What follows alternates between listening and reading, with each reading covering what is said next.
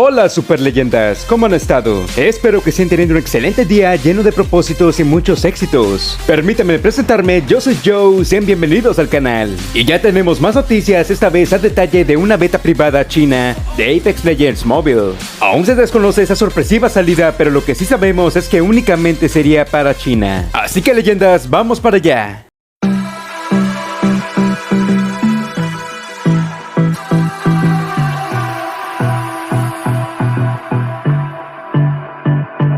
Muy bien, leyendas, resulta que ya hace algunas horas se ha compartido esa imagen. Esta misma compartido por un usuario chino de Twitter, y donde podemos ver una app de nombre Big Game. Ahora bien, esto hace una representación exacta de lo que vendría siendo el Apex Legends, pero de la versión china. Lo que se sabe es que esta versión estaría presente para el 17 de diciembre. Eso a través de la app china de WeChat Coffee Shop. A todo ello, leyendas, para los que intenten usar VPN para probar la beta, o claro, intenten registrarse, desafortunadamente no podrán tener acceso, ya que yo mismo he intentado entrar a otras betas en esta misma aplicación y me pide un ID. El número de ID en China es como un registro de población, con lo cual tendrías que ser un residente para poder disfrutar de estas betas. Ahora bien, lo que se sabe de momento es que parece que tenemos otra versión del juego que incluirá más funciones de las que se han estado trabajando, estas mismas antes del lanzamiento al público. Con todo esto, leyendas, seguramente se estarán preguntando, entonces ¿las prohibiciones de Tencent Games han terminado? Desafortunadamente para nosotros no, ya que Tencent Games ha estado en revisiones, pero únicamente ha comenzado con las de la versión china, por lo que aún tocaría esperar para las versiones globales. Esto nos deja todavía en la espera porque ya les había comentado que todo esto acabaría a finales de este mes. Pero sin duda alguna, leyendas, vamos a tener unas cuantas filtraciones